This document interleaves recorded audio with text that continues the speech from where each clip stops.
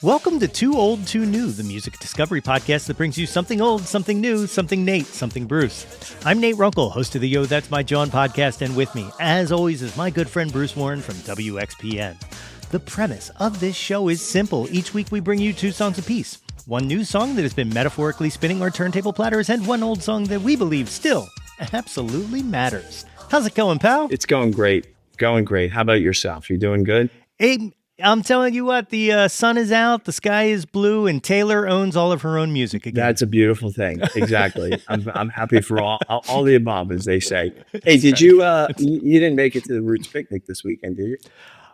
I did not. I actually had passes, but I got stuck on another engagement, and I thought about going Saturday after the engagement was over, and I'm glad I didn't. Good, you didn't, exactly. And did you, by any chance, get to Porch Fest, or were you even thinking about going to West Philly Porch Fest?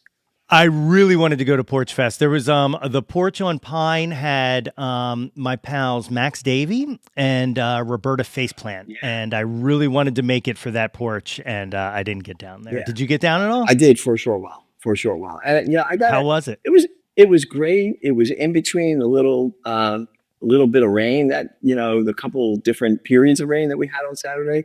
But I got to hand it to those guys. It just keeps getting better and better every year, and so much more organized, and it's a thing. It has become like an important cultural thing to do in Philadelphia, in West Philadelphia, because it's absolutely fun. And I can always tell when it's getting bigger and bigger. I don't think they have any sponsors this year. They may have, so sorry if anybody from Porch Fest is watching this or listening.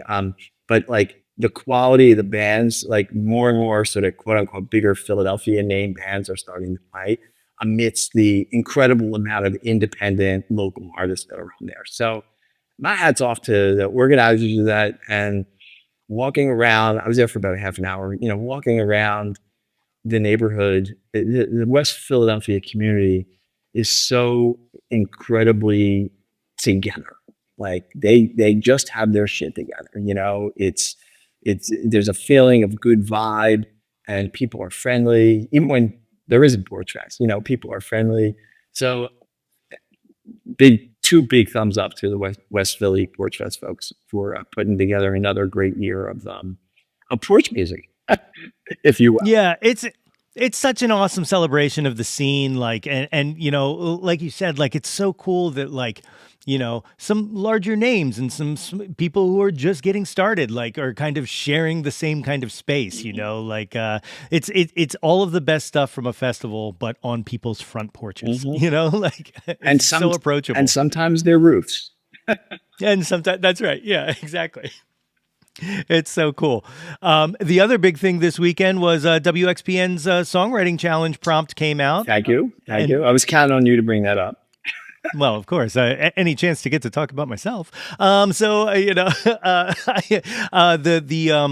prompt this year was Belong, and there were how many total submissions did you guys get? Because it seems overwhelming to me.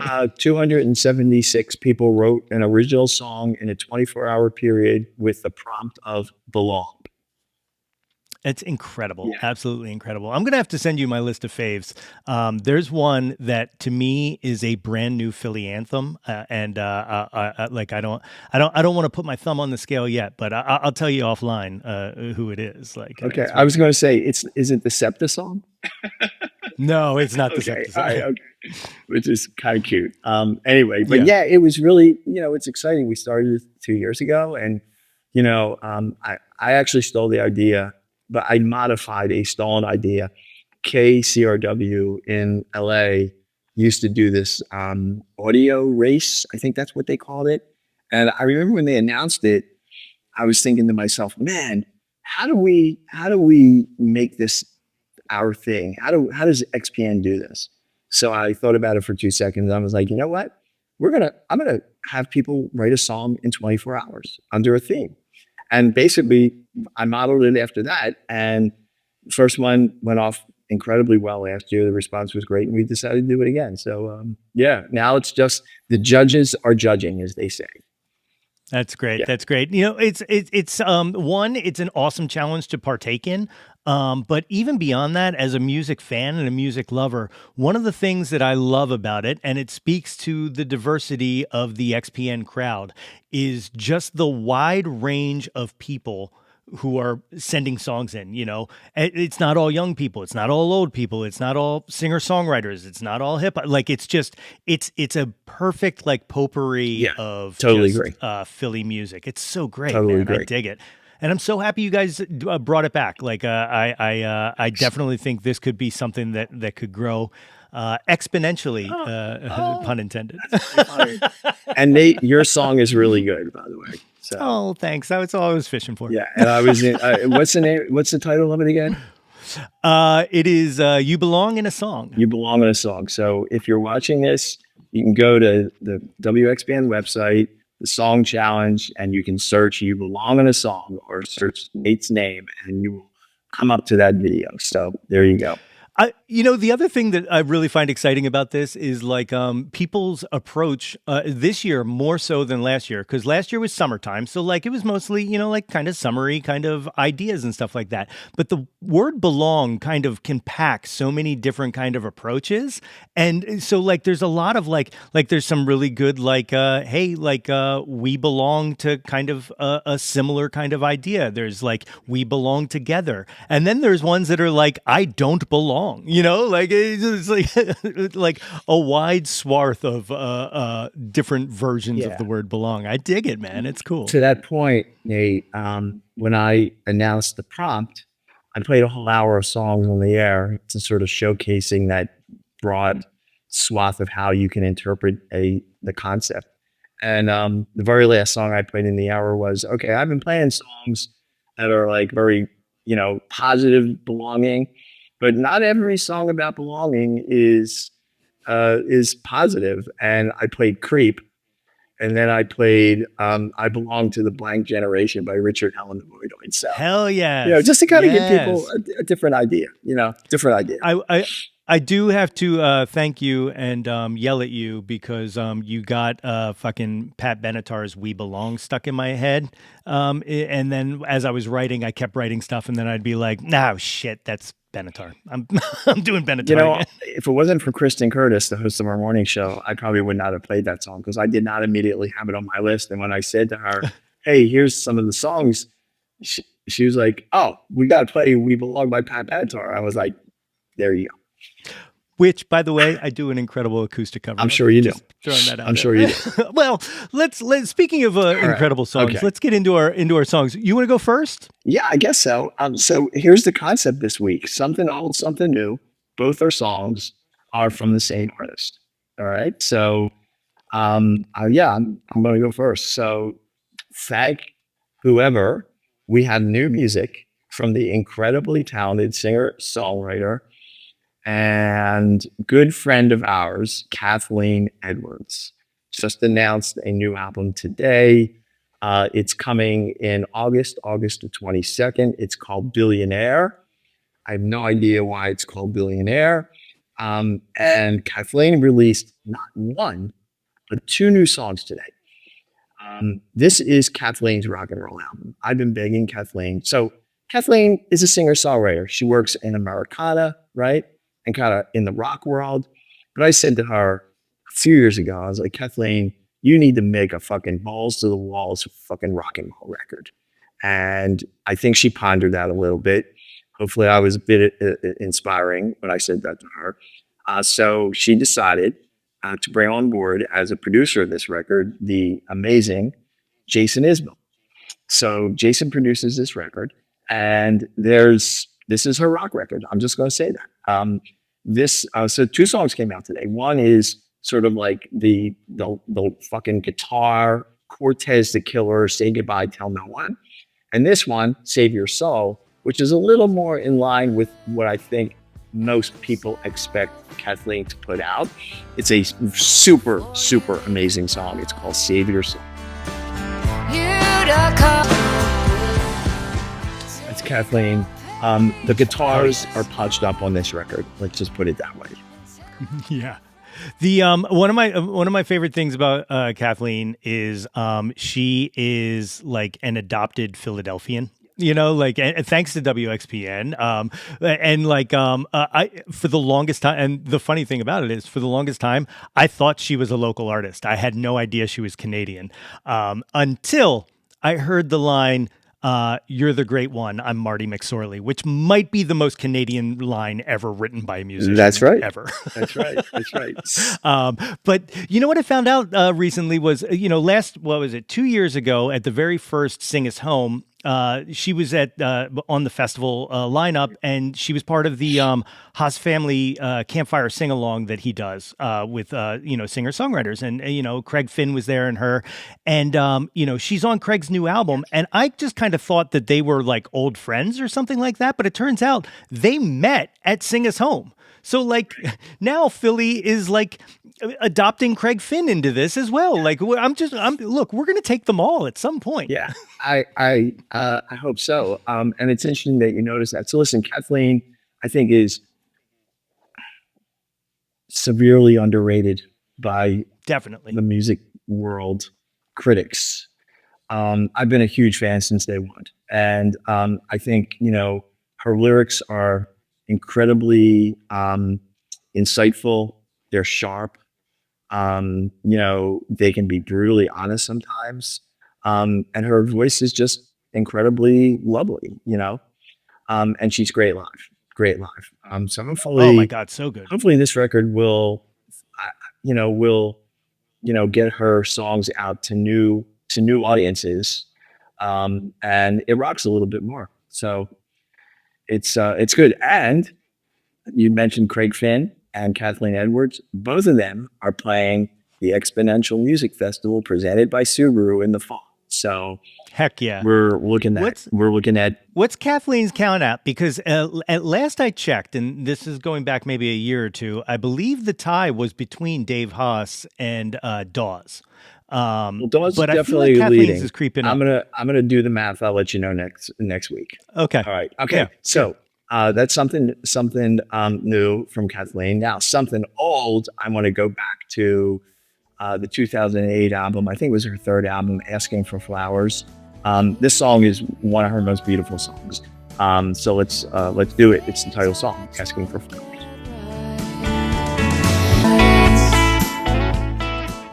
The aforementioned song that mentions Marty McSorley, former hockey player, right? And Kathleen, right. Kathleen is a huge hockey fan, of course, growing up in Canada. But that's, if you're not familiar with Kathleen's music, highly recommended. Start with her first album, Failure. It's great. And I will also say the band that she put together on this new record is just absolutely stellar. Obviously, Jason Isbell plays. Gina Johnson, who also did some production on this record, engineered the record, plays piano and sings. Jen Gunderman plays keyboards. Shelby Lynn and Allison Moore featured on some songs. And Adam Butters, who I don't know if you know, plays bass. She is I guess they are a jazz bassist from Chicago. And I'm really curious to hear how Anna's name got into the mix to play on this record. So, and a whole bunch of other people, but it's a wonderful record, and I'm looking forward to it coming out in a month or so. That's exciting. Yeah. That's exciting. I got to give a shout out. So my Asking for Flowers, when that came out, I was DJing at the time at this event, a Cinco de Mayo party, right? And it was this big, huge outdoor event, hundreds of people, and dance party. So like a lot of like whatever was big in 2008, I can't even remember, but like and then the old standbys, Michael Jackson, all that kind of stuff, right? And this woman comes up to me and she goes, "Hey, I got a request for you. Can you play any Kathleen Edwards?" And I was like, "Yep, coming up next." And she was like, "Okay." And I played Asking for Flowers in the middle of this big, huge like dance party. I just needle dropped to Asking for Flowers. And she comes back and she goes, you played it?" And I was like, "Yeah, I played it." I was like, "I fucking love Kathleen Edwards." And she's like, "That's amazing." We later became friends through my wife. She actually knew my wife before I knew my wife. And then like one day we were like talking and she was like, were you the DJ that played? And now, so shout out to Sandy, huge Kathleen Edwards fan, for asking. There you go. For Hi, flowers. Sandy. Yeah. Great. And also XPN member. Well, thank you for your membership. So for my picks this week, I went with two from David Lowery. For those of you who don't know, David Lowery was the frontman of Camper Van Beethoven and then later Cracker. And he has a new album out called Fathers, Sons, and Brothers, okay? And he said that he's been asked numerous times to write an autobiography, but he just never felt like the kind of guy who would write an autobiography. So what he did instead was wrote an autobiographical album that traces the history of his life, which is incredible. It's 2 volumes. It's made up of 3 earlier releases, Shadow of the Bull, Leaving Key Member Clause, and Vending Machine, plus 4 unreleased songs and 4 re-release songs. But essentially, it tells the story of his life from childhood through his success in bands. Wow. And it's great. I just finished it today. It just came out of the collection came out on Friday, and it's absolutely fantastic. And I picked a song from it, and maybe you might be able to guess what my old song is going to be based off of this. But the new song that I picked today is a song he wrote called. I wrote a song called "Take the Skinheads Bowling." Well, I was stocking up the cooler, take them bowling. The story of Camper Van Beethoven. It's like this album is absolutely insane. Like there's a song about drinking vodka, doing mushrooms, and getting in trouble and getting locked up at Disneyland. All kinds of crazy stuff. And I've always been a fan of David Lowery. His lyricals are so kind of like sardonic and just and then like musically he just writes really good jangle pop, man. Like just really good songs. You know, in Cracker, I think about a song like Teen Angst, which just screams. Totally amazing. I've seen him a few times live. The very first time was with Cracker, and the opening act was the Meat Puppets. It was an incredible show at the Tower Theater. And then I saw them. One of my favorite shows of all time that I've ever seen it was him and Johnny, the guitar player from Cracker, and it was at World Cafe, and they were just doing like an acoustic duo kind of thing, going through the hits of Cracker and Camper Van Beethoven. And it was one of those nights where like I saw you could see like the songs themselves, not masked by like, production or whatnot, but I saw what a genius songwriter he is. And like I said, like, he's somebody who, not just musically I respect, but also like he was one of the very first people I ever heard talking about how streaming was bad. Exactly. And to the point where like early on, like people were like, what the fuck are you talking about? This is great. People are listening to our music and all. And he's like, we're not getting paid. Yeah. What are you talking about? He was at the front end of that conversation. Yeah, for sure. And then he put together a class action suit in 2017 against Spotify and got a settlement of over $40 million. Him and Melissa Ferrick, singer-songwriter. Yeah. For unpaid mechanical royalties. Like the dude is at the forefront, and I don't know if you have read him on the socials or whatnot, but like, he's the guy who I want to talk to about AI. You know what I mean? Like he's the guy who like has the forethought of all these different things that, so essentially what I'm saying is, David, if you would like to come on the Yo, That's My Jawn podcast and talk about streaming and, AI and all things music, please do so. But, what a dude, man. Like I just smart fella. He is. And so, the song that we just mentioned there, Take the Skinheads Bowling, is obviously my old pick of the week. So let's listen to a little Take the Skinheads Bowling by Camper Van Beethoven. Got big lanes bowling. Yeah. That alongside their cover of Pictures of Matchstick Man is probably the two biggest Camper Van Beethoven songs. And I just found out today, Take the Skinheads Bowling, never released as a single. Really? Yeah, it blew up because I guess K-Rock picked it up and BBC Radio 2, and then it was also a staple on Dr. Demento, which is kind of how I think I came into it. Well, Dr. Demento's got good taste, He does. Yeah. Man, what was a great song? Fish Heads. Oh, Fish Heads is a masterpiece. I mean, come on. Yeah. Seriously. It's like, it's a genius song. I saw I saw Camper Van when they first came out in Philly, but I think it was like 2014 or 15. They played World Cafe live in Philadelphia with Cracker. So they performed as Double duty. Camper Van Beethoven, and then they played as Cracker. I'm pretty sure I was at that show. I'm pretty sure. That's cool. Cracker's actually coming to town. The Eagle View, what's the Eagle View series that Rising Sun puts together? Oh, I don't know Sun that. I'm not presents? familiar with that one. It's an outdoor show. I think this month. I should have probably had that date. You know, you mentioned, Cracker's songs like Teen Angst, right? Like those first two albums, I think, 92, 93, Kerosene Hat and Cracker. I don't remember which one came out first. Come on. Teen Angst, Get Off This, You're a Trash Girl, Happy Birthday, Low, right? Yeah. Just Like Slayer after Slayer. There were, I mean, to their credit, there were 4 or 5 amazing songs on both of those records that we played on radio, like here in Philly. So, and can't say a lot about bands these days putting more than 2 or 3 great songs on a record. I'm sorry, I may take shit for that. Right. But I know, for sure. I don't give a shit, except for Kathleen Edwards, of course. No, there's more than that, but you get my point, right? It's like, Yeah. and the band was super tight, and always completely rocked it up. So, anyway, good choices. I do a little Teen Angst cover as well. Yeah, I got a lot of covers in me.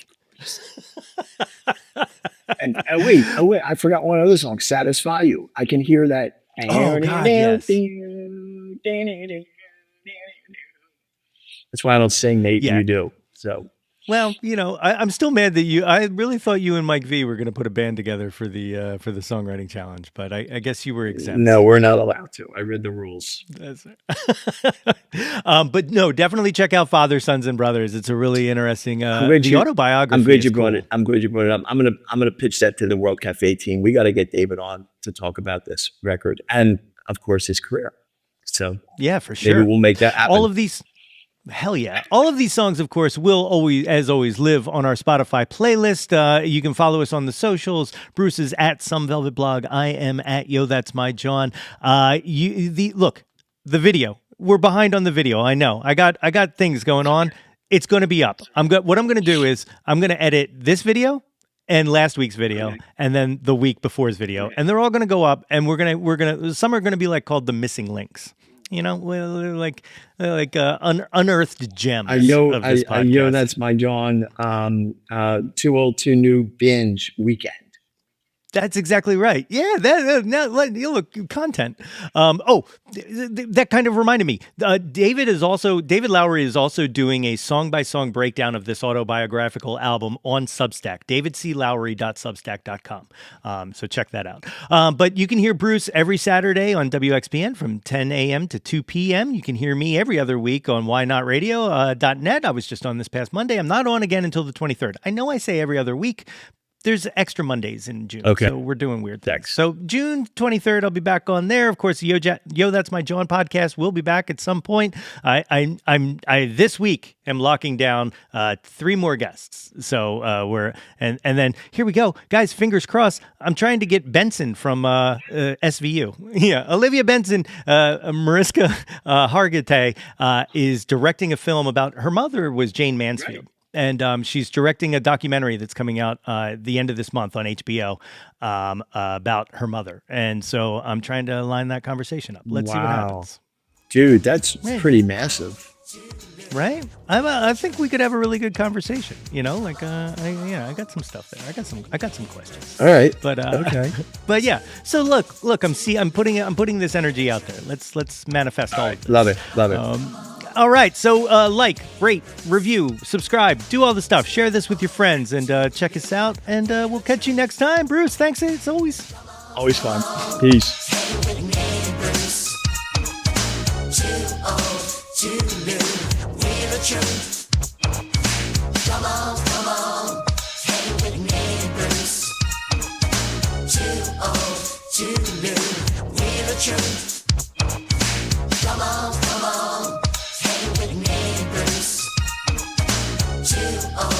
Too new, we're the truth.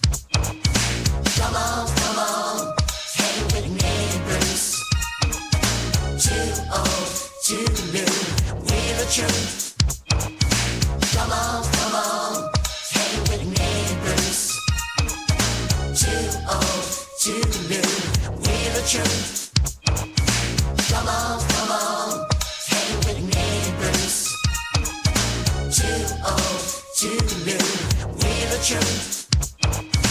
Come on, hang with me, Bruce. Too old, too new, we're the truth. Come on, hang with me, Bruce. Too old, too new, we're the truth. Come on, hang with me, Bruce. Too old, too new, we're the truth. Come on, hang with me, Bruce. Too old, too new, we're the truth. Come on, hang with me, Bruce. Too old, too new, we're the truth. Come on, hang with me, Bruce. Too old, too new, we're the truth.